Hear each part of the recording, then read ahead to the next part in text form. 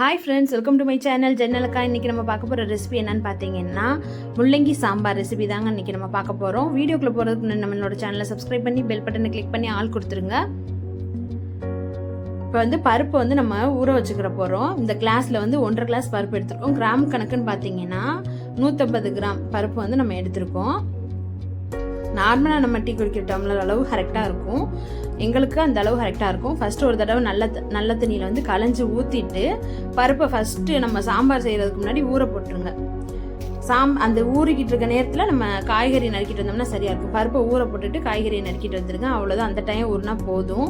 இப்போ நம்ம நறுக்கி வச்சுருக்க எல்லா காய்கறிகளையுமே அந்த ஊறின பருப்பு கூட சேர்த்துக்கலாம். முள்ளங்கி, வெங்காயம், தக்காளி, பச்சை மிளகா, கத்திரிக்காய், கொத்தமல்லி எல்லாத்தையுமே சேர்த்துக்கோங்க.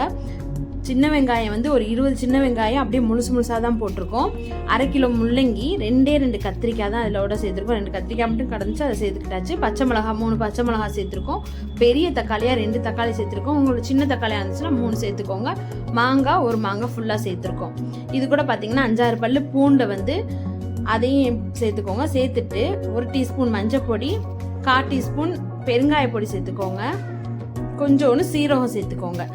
நல்ல ஒரு வாசம் மணமாக இருக்கும். இப்போ நம்ம வீட்டில் அரைச்ச சாம்பார் பொடி தான் சேர்க்க போகிறோம். 3 ஸ்பூன் நம்ம சாம்பார் பொடி இது கூட சேர்த்துருக்கோம்.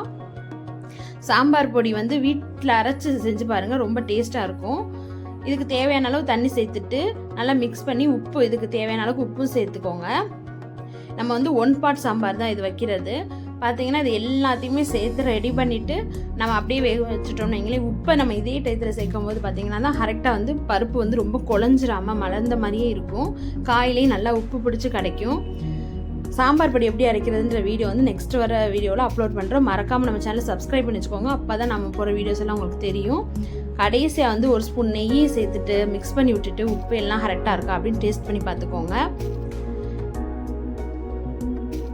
சேர்த்துட்டு சாம்பார் பெரிய விஷயம்னு நினைக்காதீங்க. தெரியாதவங்களுக்காக மட்டும்தான் இந்த வீடியோ நாங்கள் அப்லோட் பண்ணுறோம்.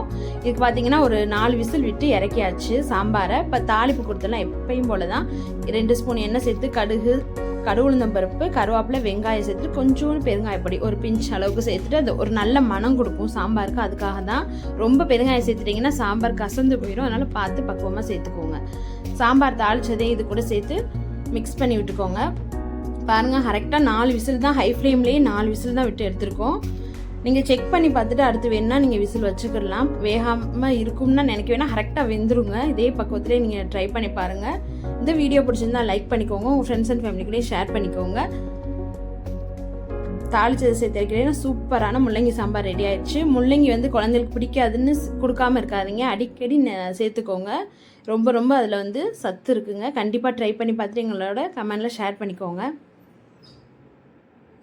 Thank you for watching.